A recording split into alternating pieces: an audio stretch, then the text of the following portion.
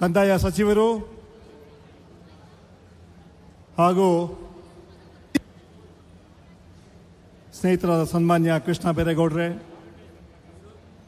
ಮಂತ್ರಿಗಳಾದ Shivananda ಪಾಟೀಲ್ರವರೇ, Eshwar ಖಂಡ್ರೆರವರೇ, PM ಅಶೋಕ್ರವರೇ, ವೇದಿಕೆಯಲ್ಲಿ ಎಲ್ಲ ಪಕ್ಷದ ಹಿರಿಯ ಮುಖಂಡರೇ, ಶಾಸಕರೇ, ಮಾಜಿ ಶಾಸಕರೇ, ಇತರ ಸ್ನೇಹಿತರೆ, ಇಲ್ಲಿ ಬಂದಂತಹ ಮಹಿಳೆಯರೇ, ಮಹಿಳೆಯರೇ, ಯುವಕ ಮಿತ್ರರೇ ಹಾಗೂ ಮಾಧ್ಯಮದ ಸ್ನೇಹಿತರೆ, ಇದೊಂದು ಐತಿಹಾಸಿಕ ಸಭೆ. ಜನಸಾಗರ, ದಾರಿಯುದ್ದಕ್ಕೂ ಜನ ಈ ಕಾರ್ಯಕ್ರಮಕ್ಕೆ ಬರ್ತಾರೆ.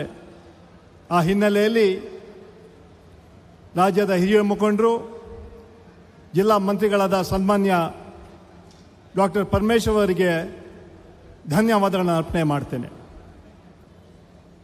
3ನೇ ವರ್ಷದ ಸಾಧನೆಯ ಸೇವೆಯ ಸಮರ್ಪಣೆ. 2023ರಲ್ಲಿ ಜನ ನಮಗೆ ಕಾಂಗ್ರೆಸ್ ಪಕ್ಷಕ್ಕೆ ಆಶೀರ್ವಾದ ಮಾಡಿ ಸುಮಾರು 136 ಶಾಸಕರನ್ನು ಕೊಟ್ಟು ನಾವು ಅಧಿಕಾರ ಕೊಟ್ವಿ. ನಾವು ಗೆದ್ದಿದ್ದೀವಿ ಅಂತ ಬೀಗಲಿಲ್ಲ. ನಮ್ರತೆಯಿಂದ ಪ್ರಾಮಾಣಿಕವಾಗಿ ಕಳೆದ 3 ವರ್ಷ ಜನರ ಸೇವೆ ಮಾಡ್ಕೊಂಡು ಬಂದಿದ್ದೀವಿ. ನುಡಿದಂತೆ ನಡೆದ ಸರ್ಕಾರ ಕಾಂಗ್ರೆಸ್ ಪಕ್ಷ ಸರ್ಕಾರ. ಸರ್ವರಿಗೂ ಸಮಪಾಲು, ಸರ್ವರಿಗೂ ಸಮಬಾಳು ನಮ್ಮ ಸಂಕಲ್ಪ. ಈ ರಾಜ್ಯವನ್ನು ಸರ್ವ ಜನಾಂಗದ ಶಾಂತಿಯ ತೋಟ ರೀತಿಯಲ್ಲಿ ಇವತ್ತು ಕೆಲಸ ಮಾಡ್ತಾ ಇದ್ದೀವಿ. ಸನ್ಮಾನ್ಯ ಸಿದ್ದರಾಮಯ್ಯ ನಾಯಕತ್ವದಲ್ಲಿ, ಸನ್ಮಾನ್ಯ DK ಶಿವಕುಮಾರ್ ನಾಯಕತ್ವದಲ್ಲಿ ಹಾಗೂ ಎಲ್ಲ ನಮ್ಮ ಮಂತ್ರಿಮಂಡಲದ ನಾಯಕತ್ವದಲ್ಲಿ ಇವತ್ತು ರಾಜ್ಯದಲ್ಲಿ ನಮ್ಮ ಸರ್ಕಾರ ಹಲವಾರು ಕಾರ್ಯಕ್ರಮಗಳನ್ನು ಅನುಷ್ಠಾನಕ್ಕೆ ತಂದಿದ್ದೀವಿ. 5 ಗ್ಯಾರಂಟಿಗಳನ್ನು ಘೋಷಣೆ ಮಾಡಿದ್ವಿ. 3 ತಿಂಗಳಲ್ಲಿ 5 ಗ್ಯಾರಂಟಿಗಳನ್ನು ಅನುಷ್ಠಾನಕ್ಕೆ ತಂದಿದ್ದೀವಿ. ಇವತ್ತು ವಿಶೇಷವಾಗಿ ಶಕ್ತಿ ಕಾರ್ಯಕ್ರಮ. ಈ ಪ್ರಪಂಚದ ಇತಿಹಾಸದಲ್ಲಿ ಇಷ್ಟು ದೊಡ್ಡ ಕಾರ್ಯಕ್ರಮ ಎಲ್ಲೂ ಕೂಡ ಆಗಿಲ್ಲ. ಸುಮಾರು 600 ಕೋಟಿ ಮಹಿಳೆಯರು ಇವತ್ತು ಫ್ರೀಯಾಗಿ ಬಸ್ಸಲ್ಲಿ ಟ್ರಾವೆಲ್ ಮಾಡಿದ್ದಾರೆ. ಇದು ಮಹಿಳಾ ಸಬಲೀಕರಣ ಅಲ್ವಾ? ಅನ್ನಭಾಗ್ಯ ಇರ್ಬೋದು, ಗೃಹ ಲಕ್ಷ್ಮಿ ಇರ್ಬೋದು, ನಮ್ಮ ಯುವ ನಿಧಿ ಇರ್ಬೋದು, ಗೃಹ ಜ್ಯೋತಿ ಇರ್ಬೋದು, ಇಂಥ ಕಾರ್ಯಕ್ರಮಗಳ ಮೂಲಕ ಸಮಾಜದ ಎಲ್ಲ ವರ್ಗದ ಜನರ ಕಷ್ಟಗಳಿಗೆ ಸ್ಪಂದಿಸಿದ ಸರ್ಕಾರ ಕಾಂಗ್ರೆಸ್ ಪಕ್ಷ ಸರ್ಕಾರ. ಇವತ್ತು ಒಂದು ಇತಿಹಾಸ ಆಗಿದೆ ತುಮಕೂರು ಜಿಲ್ಲೆಯಲ್ಲಿ. 1,52,000 ಫ್ಯಾಮಿಲಿಗಳಿಗೆ, ಫಲಾನುಭವಿಗಳಿಗೆ ಇವತ್ತು ಈ ಕಾರ್ಯಕ್ರಮ ಕೊಟ್ಟಿದ್ದಾರೆ. ಮೊನ್ನೆ ಕೊಡುವಂಥ ಕಾರ್ಯಕ್ರಮದ ಬೇರೆ ಬೇರೆ ರೀತಿಯಲ್ಲಿ ಗಿನ್ನಿಸ್ ಬುಕ್ ಆಫ್ ವರ್ಲ್ಡ್ ದಾಖಲೆ ಆಗಿದೆ. ಇದೇ ನಮ್ಮ ಸಂದೇಶ. ಕಳೆದ 3 ವರ್ಷದಲ್ಲಿ ಸಮಾಜದ ಎಲ್ಲ ವರ್ಗದ ಹಿತವನ್ನು ಕಾಪಾಡುವುದೇ ಕಾಂಗ್ರೆಸ್ ಪಕ್ಷ ಸರ್ಕಾರ ಕರ್ನಾಟಕದಲ್ಲಿ. ಸ್ನೇಹಿತರೆ, ಇವತ್ತು ಈ ಜನಸಾಗರವೇ ಒಂದು ಸಂದೇಶ. 8 ತಿಂಗಳ ಹಿಂದೆ 3 ಚುನಾವಣೆ ಬೈ ಎಲೆಕ್ಷನ್ ಆಯಿತು. ಸಂಡೂರು ಇರ್ಬೋದು, ಚನ್ನಪಟ್ಟಣ ಇರ್ಬೋದು, ಶಿಗ್ಗಾ ಸವಣೂರು ಇರ್ಬೋದು.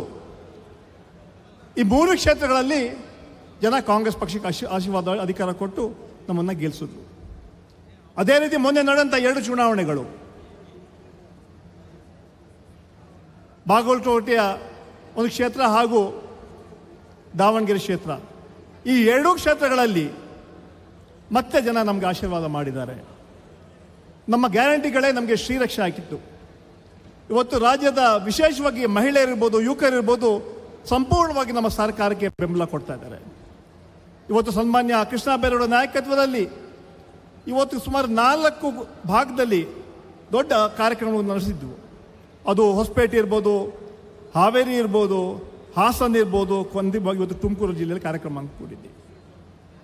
ನಮ್ಮ ಸರ್ಕಾರದ ಸಾಧನೆಗಳ ಬಗ್ಗೆ ನಾನು ಹೇಳೋದಂತೂ ನಮ್ಮ ಕರ್ತವ್ಯ. ಅದೇ ಭಾರತೀಯ ಜನತಾ ಪಾರ್ಟಿ ನಮ್ಮ ಮೇಲೆ ಟೀಕೆ ಮಾಡ್ತಾರೆ. ಟೀಕೆ ಮಾಡ್ತಾ ನೈತಿಕ ಹಕ್ಕೇ ಇಲ್ಲ ಅವ್ರಿಗೆ. ನುಡಿದಂತೆ ನಡೆದಿದ್ದೀವಿ ನಾವು, ಕೊಟ್ಟ ಮಾತನ್ನು ಉಳಿಸ್ಕೊಂಡಿದ್ದೀವಿ ನಮ್ಮ ಸರ್ಕಾರ. ಆದರೆ ಭಾರತೀಯ ಜನತಾ ಪಾರ್ಟಿ ಸರ್ಕಾರ ಅಧಿಕಾರಕ್ಕೆ ಬಂದು ಸುಮಾರು 12 ವರ್ಷ ಆಯಿತು. ನರೇಂದ್ರ ಮೋದಿ ಪ್ರೈಮ್ ಮಿನಿಸ್ಟರ್ ಆಗಿ ಚುನಾವಣೆ ಮುಂದೆ ಭಾಷಣ ಮಾಡಿದ್ರು.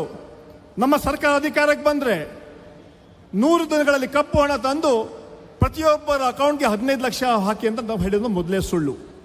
ಇಲ್ಲಿವರೆಗೂ 15 ರೂಪಾಯಿ ಕೂಡ ಅಕೌಂಟಲ್ಲಿ ಬಂದಿಲ್ಲ. ನಮ್ಮ ಸರ್ಕಾರ ಅಧಿಕಾರಕ್ಕೆ ಬಂದರೆ ಪ್ರತಿ ವರ್ಷ 2 ಕೋಟಿ ಯುವಕರಿಗೆ ಉದ್ಯೋಗ ಕೊಡ್ತೀವಿ ಅಂತ ಹೇಳಿದ್ರು, 2ನೇ ಸುಳ್ಳು. ಇವತ್ತುವರೆಗೂ 22 ಲಕ್ಷ ಕೋಟಿ 20 ಲಕ್ಷ ಉದ್ಯೋಗಗಳು ಕೊಡುವಂಥ ಸಾಧ್ಯತೆ ಆಗಲಿಲ್ಲ. ನಮ್ಮ ಸರ್ಕಾರ ಅಧಿಕಾರಕ್ಕೆ ಬಂದರೆ ರೈತರಿಗೆ ಡಬಲ್ ಇನ್ಕಮ್ ಮಾಡ್ತೀನಿ ಅಂತ ಹೇಳಿದ್ರಿ, ಯಾವ ಡಬಲ್ ಇನ್ಕಮ್ ಆಗಲಿಲ್ಲ. ಬೆಲೆ ಏರಿಕೆ, ಸನ್ಮಾನ್ಯ ಮನಮೋಹನ್ ಸಿಂಗ್ ಪ್ರೈಮ್ ಮಿನಿಸ್ಟರ್ ಇರುವಾಗ, ನಮ್ಮ ಸರ್ಕಾರ ಇರುವಾಗ ಪೆಟ್ರೋಲ್ ಬೆಲೆ 55 ರೂಪಾಯಿ ಇತ್ತು, ಇವತ್ತು 100ಕ್ಕೆ ದಾಟಿದೆ. ಗ್ಯಾಸ್ ಬೆಲೆ 400 ರೂಪಾಯಿ ಇತ್ತು, 1000ಕ್ಕೆ ದಾಟಿದೆ. ಇದು ಅವರ ಅಭಿವೃದ್ಧಿನ? ಕೇಂದ್ರ ಸರ್ಕಾರ ಯಾವ ರೀತಿ ರಾಜ್ಯಕ್ಕೆ ಅನ್ಯಾಯ ಮಾಡ್ತಾ ಇದೆ ನಮಗೂ ಗೊತ್ತಿದೆ, ನಿಮಗೂ ಗೊತ್ತಿದೆ. ಕೇಂದ್ರ 5 ಮಂತ್ರಿಗಳಿದ್ದಾರೆ ನಮ್ಮ ರಾಜ್ಯದಿಂದ, ನಿರ್ಮಲಾ ಸೀತಾರಾಮನ್ ಇರ್ಬೋದು, ಪ್ರಹ್ಲಾದ್ ಜೋಶಿ ಇರ್ಬೋದು.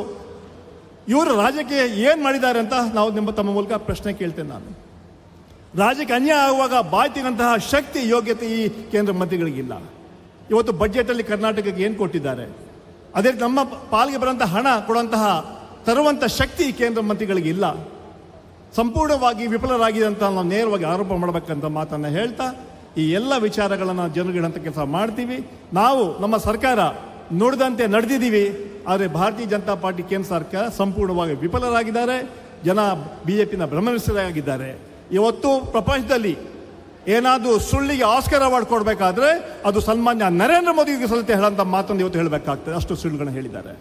ನಮ್ಮ ಸರ್ಕಾರ ಸನ್ಮಾನ್ಯ ಸಿದ್ದರಾಮಯ್ಯ ನಾಯಕತ್ವದಲ್ಲಿ, ಸನ್ಮಾನ್ಯ DK ಶಿವಕುಮಾರ್ ಎಲ್ಲ ಕಾರ್ಯಕ್ರಮ ಹಮ್ಮಿಕೊಂಡಿದ್ದೀವಿ.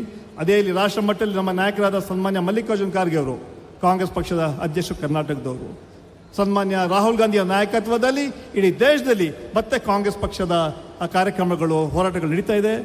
2029ರಲ್ಲಿ ಕೇಂದ್ರದಲ್ಲಿ ನಮ್ಮ ಇಂಡಿ ಮೈತ್ರಿಕೂಟ ಸರ್ಕಾರ ಅಧಿಕಾರಕ್ಕೆ ಬಂದು ಸನ್ಮಾನ್ಯ ರಾಹುಲ್ ಗಾಂಧಿ ದೇಶದ ಪ್ರಧಾನಮಂತ್ರಿ ಆಗ್ತಾರೆ ಅಂತ ವಿಶ್ವಾಸವನ್ನು ವ್ಯಕ್ತಪಡ್ತಾ, ರಾಜ್ಯದಲ್ಲಿ 28ರಲ್ಲೂ ಕೂಡ ನಾವೇ ಅಧಿಕಾರಕ್ಕೆ ಬರ್ತೀವಿ ಅಂತ ಹೇಳೋಂಥ ಮಾತನ್ನು ಹೇಳಿ ನಾನು 2 ಮಾತುಗಳನ್ನು ಮುಗಿಸ್ತಾ ಇದ್ದೀನಿ. ಜೈ ಹಿಂದ್, ಜೈ ಕಾಂಗ್ರೆಸ್. ಈ ಕಾರ್ಯಕ್ರಮಕ್ಕೆ ನಮ್ಮ ಸರ್ಕಾರದ ಹಿರಿಯ ಸಚಿವರಾದಂಥ ಸತೀಶಣ್ಣ ಜಾರಕಿಹೊಳಿ ಅವರು ಆಗಮಿಸಿದ್ದಾರೆ. ಶ್ರೀಯುತ ಸತೀಶಣ್ಣ ಜಾರಕಿಹೊಳಿ ಅವರಿಗೆ ಸ್ವಾಗತ. ನಮ್ಮ